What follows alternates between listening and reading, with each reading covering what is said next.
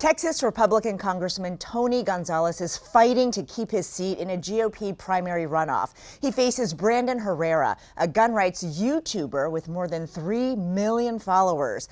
The Texas Republican Party censured Gonzales last year over his vote for gun safety legislation that was backed by the White House.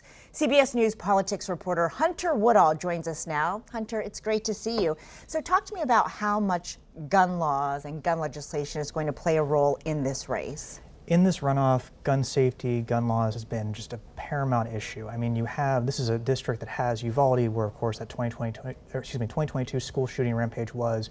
After that rampage, Representative Gonzales voted for gun safety legislation. He was one of only a few House Republicans to do that. That has become a major issue in this race. As you talked about, his challenger in this runoff is somebody who talks about being a Second Amendment activist. He talks about being a firearm manufacturer. So there's a huge contrast on that issue in this primary runoff. And as you just mentioned, Gonzales voted in favor for some gun reform. Is that going to backfire?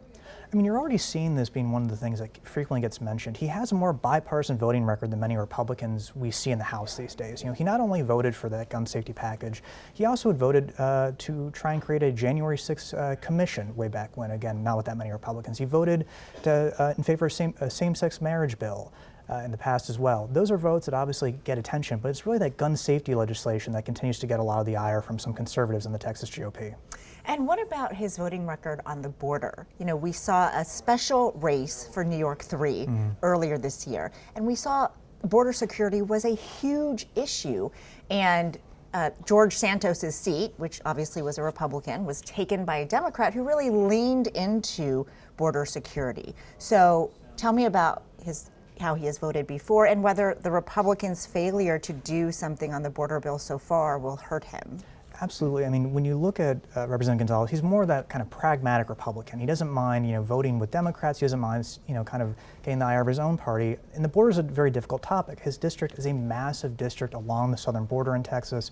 And he's, advocated for, more of that sensible legislation. But he's also caught, the ire of other conservatives. I mean, just today, Representative Chip Roy, a fellow Republican, was on Steve Bannon's program criticizing Representative Gonzales over his record on the border for not backing, Roy's, more conservative border bill a little while ago. And that's, that's a problem for him. That's why you see this building momentum amongst conservatives saying, hey, I don't like where Gonzales is on the border. But he's popular in this district. He won overwhelmingly in the 2022 general election, around 17 points.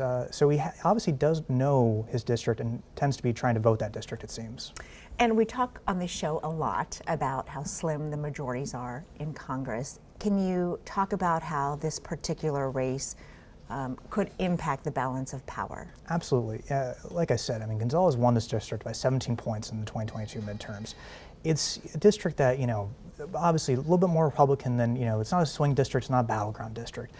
But if Gonzales loses to Herrera in this runoff, that's a very different dynamic. Herrera has talked about, being in the fight with Marjorie Taylor Greene and Matt Gaetz, and that's a very different approach than somebody like Gonzales, who's been more apt to criticize some of those, hardliner Republicans compared to the approach that Herrera has in this race. That's right. It's not so simple as Republican or Democrat these days. Hunter Woodall, thank you so much for your time.